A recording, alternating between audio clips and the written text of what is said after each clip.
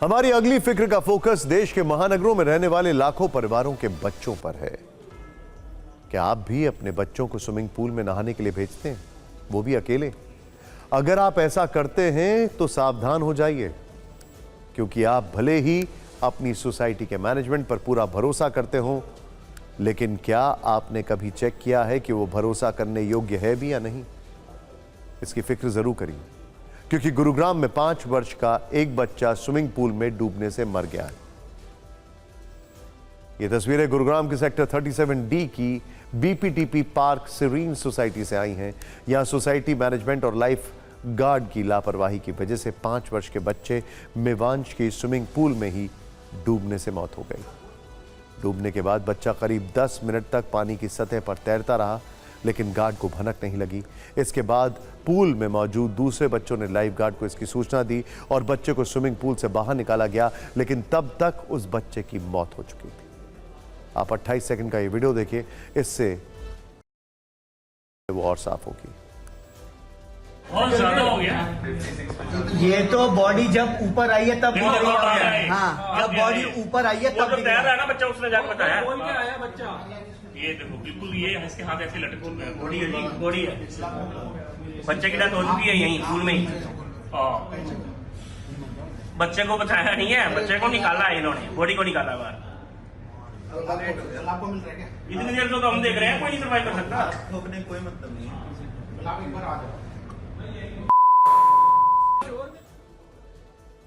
CCTV monitoring room से जो लोग ये वीडियो बना रहे थे वो भी बेहद गुस्से में थे। उनका गुस्सा इसलिए ज्यादा था क्योंकि बच्चे को निकालते वक्त लाइफ गार्ड ने कोई जल्दबाजी नहीं की और ना ही शोर मचाया। बच्चे को पूल के बाहर जमीन पर लिटाकर उसे कोई थेरेपी नहीं दी। बच्चे को सीधे अस्पताल ले जाया गया, जहां डॉक्टर्स ने उसे मृत घोषित कर दिया। अब गुरुग्राम की सोसाइटी में रहने वाले लोग कह रहे हैं कि बिल्डर की मैनेजमेंट कंपनी ने जो लाइफ गार्ड और सिक्योरिटी गार्ड तैनात किए हैं वो सिर्फ एक दिखावा है।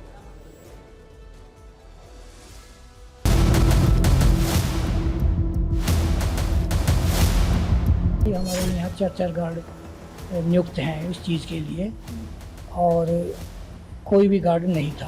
अगर गार्ड होता तो वहाँ बच जाता। देखो, हमें किसी से व्यक्तिगत तो किसी से कोई दुश्मनी है नहीं। हम तो ये समझते हैं कि सिस्टम की कमी रही है और ये दोबारा इसकी पुनरावृत्ति ना हो। हमारा तो बच्चा कोई वापस आने से रहा जी। बच्चे की डेथ हो चुकी है यहीं पूल में ही। बच्चे को बताया नहीं है, बच्चे को निकाला है इन्होंने, बॉडी को निकाला बाहर। 2 आरोपियों को गिरफ्तार किया गया है। जो स्विमिंग पूल था वहाँ पर गार्ड की नौकरी करते थे, ये लाइफ गार्ड की नौकरी करते थे। दोनों को गिरफ्तार कर लिया गया। हमने आज पुलिस को यही रिक्वेस्ट किया कि जब तक ये टोटली सेफ नहीं हो जाता, जो हमारे कंसर्न्स हैं वो एड्रेस नहीं करते, इस क्लब को और स्विमिंग पूल को बंद रखा जाए। तो ये इंसिडेंट्स हो उसकी तो पनिशमेंट मिलनी ही चाहिए, जो अकाउंटेबल है।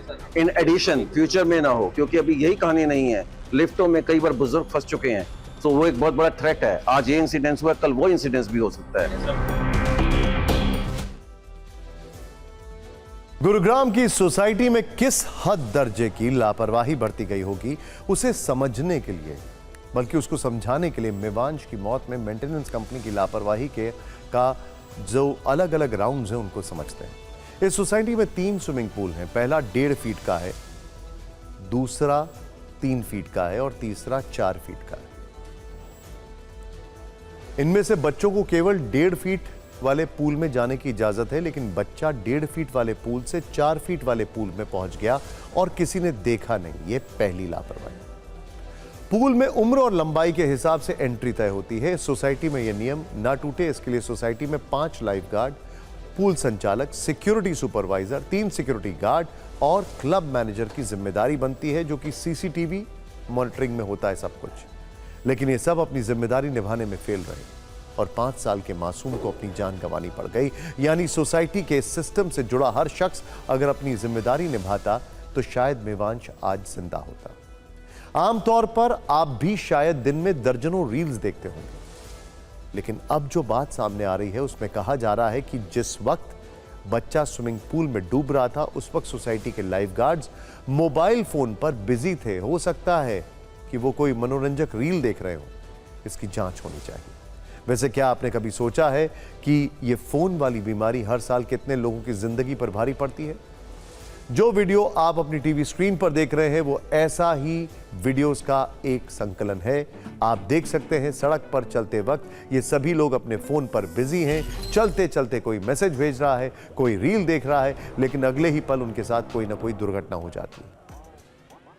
आजकल तो लोग गाड़ी चलाते वक्त भी मोबाइल फोन का इस्तेमाल करने लग गए।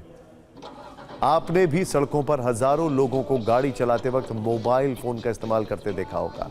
ऑटोमेटिक कार खरीदकर एक हाथ में मोबाइल फोन और दूसरे हाथ में स्टीयरिंग लेकर गाड़ी चलाते हैं। ध्यान भटकता है, दुर्घटना हो जाती है।